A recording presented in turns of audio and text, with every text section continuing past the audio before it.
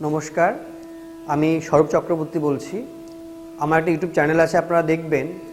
এই চ্যানেলটি আপনাদের সমস্যা সমাধানের চ্যানেল। আপনাদের যে কোনো সমস্যা আপনারা পড়েছেন, সেই সমস্যার সমাধান থেকে বেরিয়ে আসার জন্য আমার চ্যানেলটা দেখবেন।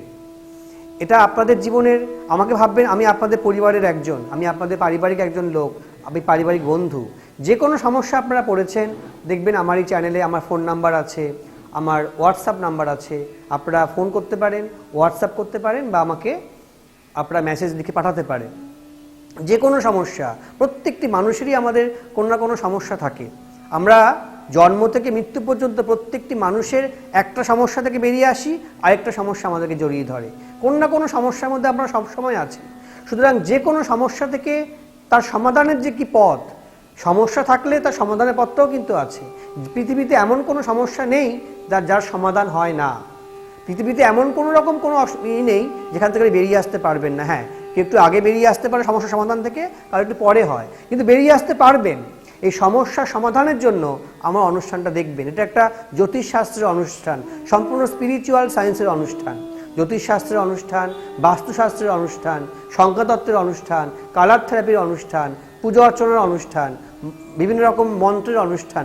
যেখান থেকে আপনারা পারবেন, যে সমস্যা আপনাদের আছে, আমার অনুষ্ঠানটা দেখবেন এবং আমাকে ফোন করবেন। নিজের ঘরের লোক বুঝে আমাকে ফোন করবেন।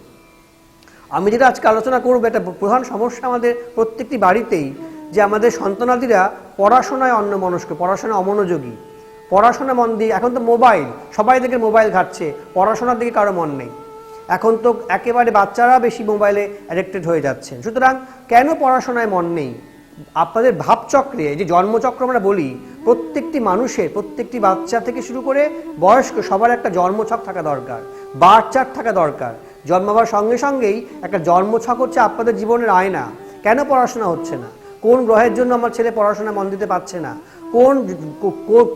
এমন কি জন্মছকে আছে যে আমার সন্তান পড়াশোনায় মন দিচ্ছে না, বা কেন পড়াশোনা হচ্ছে না, বা কেন পরীক্ষায় ভালো রেজাল্ট হচ্ছে না? এটা কিন্তু জন্মছকটা না করলে বুঝতে পারবেন না।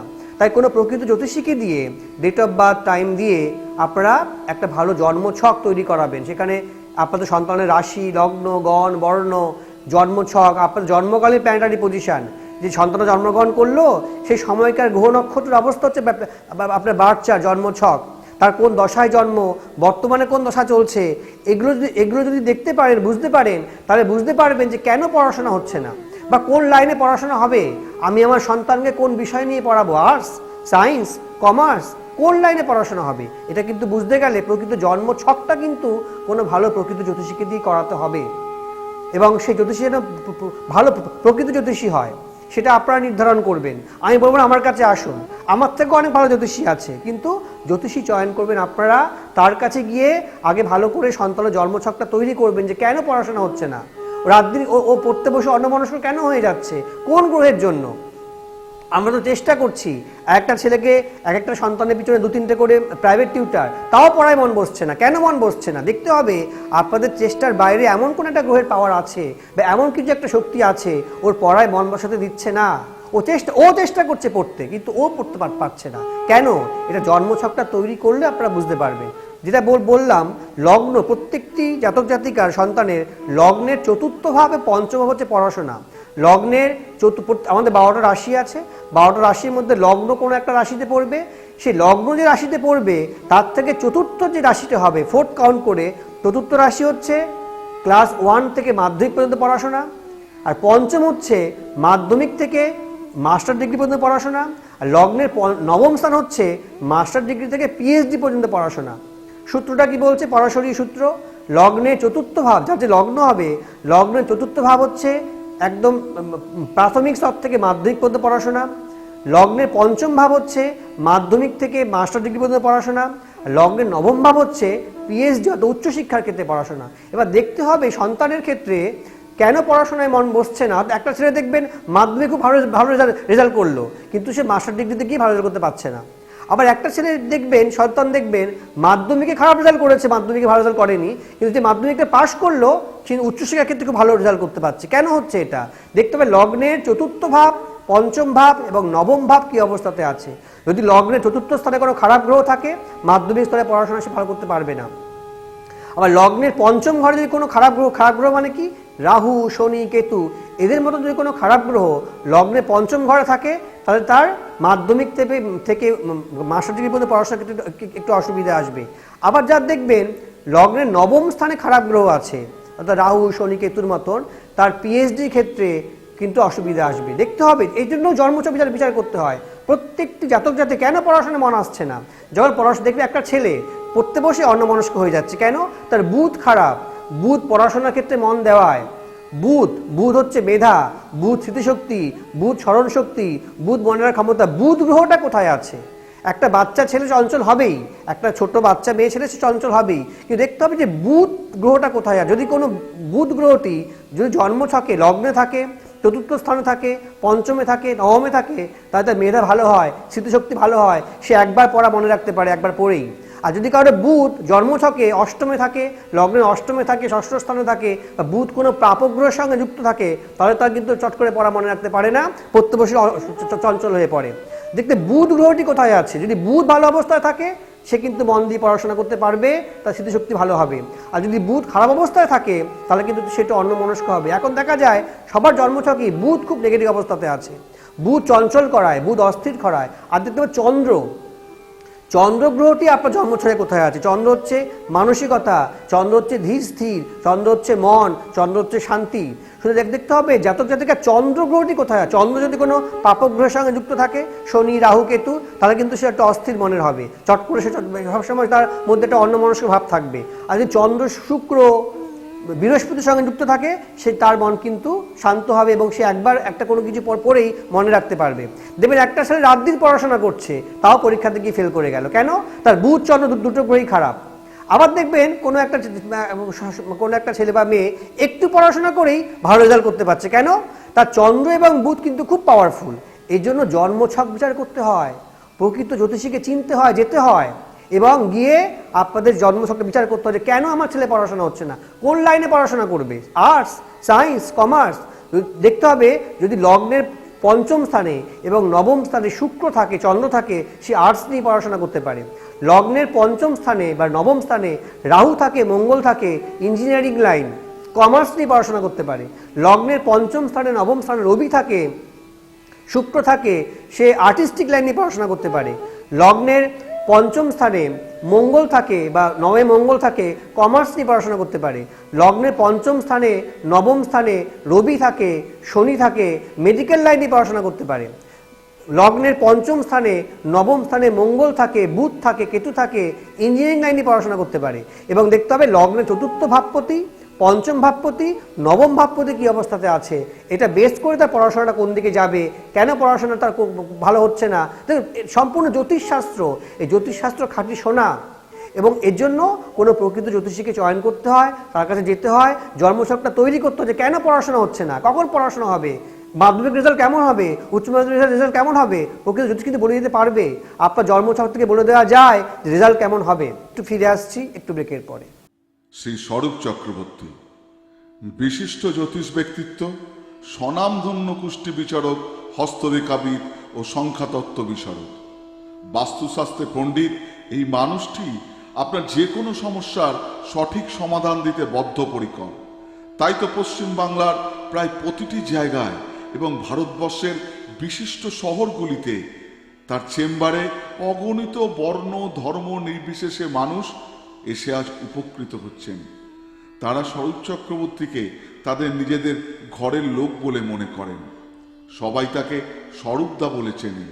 স্বরূপ চক্রবর্তী নিজেও বলেন, ঘরের লোকের কাছে আপনার দুঃখের কথা, আপনার বিপদের কথা মন খুলে বলুন। আপনাদের জন্যে, আপনাদের ভালোর জন্য নিরন্তর সেবা করে যাব।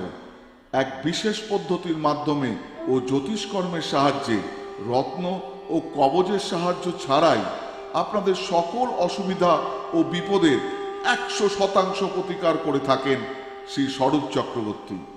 এবং এই প্রতিকারে তিনি গ্যারেন্টি দেন, তার প্রতিকারে কাজ না হলে তিনি তার পারিশ্রমিকও ফেরত দিয়ে দেন। তাই যে কোনো বাধা বিপত্তি থেকে মুক্তি পেতে আজই স্বরূপ চক্রবর্তীর সঙ্গে যোগাযোগ করুন, কারণ স্বরূপদা সব সময় আপনাদের পাশে আছে। ফিরে এলাম ছোট্ট বিরতির পর। এই যে সমস্যার মধ্যে আপনারা পড়ছেন, এই যে একটা ছেলে পড়াশোনা করছে ভালো রেজাল্ট করতে পারছে না, এত চেষ্টা করছেন তাও সে ভালো রেজাল্ট করতে পারছে না। কেন? এত পড়াশোনা করেও এত পরিশ্রম করেও তার রেজাল্ট ভালো হচ্ছে না, সে অন্যমনস্ক, তার পড়াশোনায় মন নেই। কেন? কিসের অসুবিধা, কিসের জন্য? এটা দেখতে হবে। এটা গ্রহ নক্ষত্রের প্রভাব। তো এই প্রভাব, এই যে নেগেটিভ প্রভাব, এই যে পরিশ্রম করেও সে ভালো রেজাল্ট করতে পারছে না, এই নেগেটিভ প্রভাব থেকে বেরিয়ে আসার জন্য কতগুলো প্রতিকারের কথা কিন্তু শাস্ত্র বলেছে।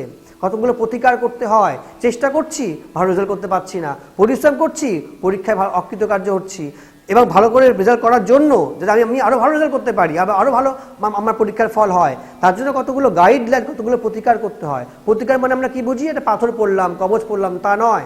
প্রতিকার শুধু পাথর কবচ দিয়ে করা যায় না, পাথর কবচের মাধ্যমেও, পাথর কবচ যন্ত্র রুদ্রাক্ষের মাধ্যমে করা যায়, কিন্তু এর বাইরেও কিছু কিছু প্রতিকার আছে যেটা আমরা জানি না। আমি কিন্তু আমার কাছে এলে আমি কিন্তু কোনো পাথর কবচ পড়তে বলবো না, আমি আগে কোনো পাথর দেই না, কবচ দেই না, যন্ত্রম দেই না, রুদ্রাক্ষ দেই না। আমি কতগুলো আলাদা প্রতিকার করাই, কিছু আলাদা নিয়মে প্রতিকার করাই, এবং এটা বৈদিক প্রতিকার। এই প্রতিকারটা কি কিছু পুজো অর্চনার মাধ্যমে প্রতিকার। যাদের সমস্যা, যে ছেলেটি পড়াশোনা করতে পারছে না, যে মেয়েটি পড়াশোনা করতে পারছে না, তাদেরকে দিয়ে কতগুলো কাজ আমি করাবো। যদি খুব বাচ্চা হয় তার হয়ে তা আপনার গার্জিয়ানও সে কাজটা করতে পারে। একটা বাচ্চা ছেলে বা একটা বাচ্চা মেয়ে, সে তো প্রতিকার করতে পারবে না, তার হয়ে বাড়ির কোনো গার্জিয়ানও কিন্তু সেই প্রতিকারটা করতে পারে, সেই পুজো অর্চনাটা করতে পারে। কতগুলো দুষ্প্রাপ্য দ্রব্য আছে, কতগুলো প্রাকৃতিক দ্রব্য, কতগুলো ন্যাচারাল দ্রব্য, এই দ্রব্যগুলো প্রকৃতির মধ্যেই পাওয়া যায় আর প্রকৃতিতে নির্মূল হয়ে যায়। ওই দ্রব্যগুলো দিয়ে যদি সেই পুজো অর্চনাগুলো আপনারা করতে পারেন, সে বৈদিক দ্রব্য, এগুলো শক্তিশালী দ্রব্য, এই পুজো অর্চনা করতে পারেন, দেখবেন যে ছেলেটি পড়াশোনা হচ্ছে না বা যে মেয়েটি পড়াশোনা হচ্ছে না, অদ্ভুত পড়াশোনা হবে। সে পুজো অর্চনা কী করে করবেন, কোন উপায়ে করবেন, সেটা আমার কাছে এলেই বলতে পারি। যারা আমার কাছে আসতে পারবেন না, আমি কতগুলো নিয়ম বলে দেবো, ওই নিয়মগুলো আপনারা ঘরে বসে করলেই যার পড়াশোনা হচ্ছে না তাকে দিয়ে করাতে পারেন, বা তার হয়ে ফ্যামিলির অন্য কেউ সেই পুজো অর্চনা করতে পারে।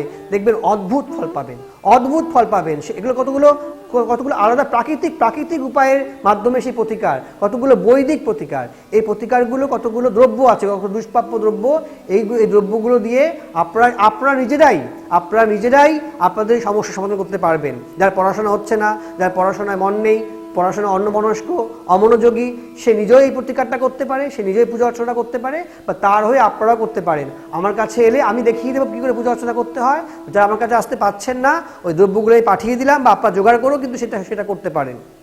এবং একটা টোটকা বলে দিই, যে টোটকার মাধ্যমে কিছুটা সাময়িক আপনারা ফল পেতে পারেন। যে সমস্ত ছেলে পড়াশোনা হচ্ছে না, ভালো রেজাল্ট করতে পারছেন না, একটা সবুজ রঙের কাপড়ের টুকরো নেবেন, সবুজ কাপড়ের টুকরো। সেই সবুজ কাপড়ের টুকরোর মধ্যে সব সবুজ রঙের জিনিস রাখবেন, যেমন সবুজ সুতো, সবুজ কাগজ, সবুজ রং, সবুজ আবির, সমস্ত রকমের সবুজ কিছু, সবুজ সবজি, সবুজ গাছের পাতা একটা সবুজ কাপড়ের টুকরোর মধ্যে রাখবেন। সবুজ রঙের একটা কাপড়ের টুকরো নেবেন এক রঙের, সেখানে সবুজ সবজি রাখবেন, সবুজ সুতো রাখবেন, সবুজ কাগজ রাখবেন, সবুজ আবির রাখবেন, সবুজ মোম রাখবেন। সমস্ত সবুজ রঙের যত জিনিস পাওয়া যায় একটা সবুজ রঙের কাপড়ের টুকরোর মধ্যে রাখবেন। ওই কাপড়টা গিট মেরে যারা পড়াশোনা করছেন, যারা স্টুডেন্ট, তাদের বালিশের মধ্যে ঢুকিয়ে রাখবেন। এবং যারা পড়াশোনা করছেন উত্তর দিকে মুখ করে পড়বেন, উত্তরমুখী পড়াশোনা কিন্তু খুব ভালো। এবং যারা পড়াশোনা করছেন তারা যে ঘরে থাকেন সেই ঘরের রঙটা সবুজ রঙের করলে খুব ভালো হয়। এবং যারা পড়াশোনা করছেন সবুজ রঙের কোনো কিছু জামা বা কোনো বস্ত্র পরিধান করে পড়াশোনা করলে কিন্তু পড়ায় মন বসবে। এবং অবশ্যই একটু মেডিটেশন করবেন, ধ্যান করবেন। যারা স্টুডেন্টরা মেডিটেশন বা ধ্যান করলেও কিন্তু পড়াশোনার ক্ষেত্রে মন বসে। ভালো থাকবেন সবাই, সবাইকে নমস্কার।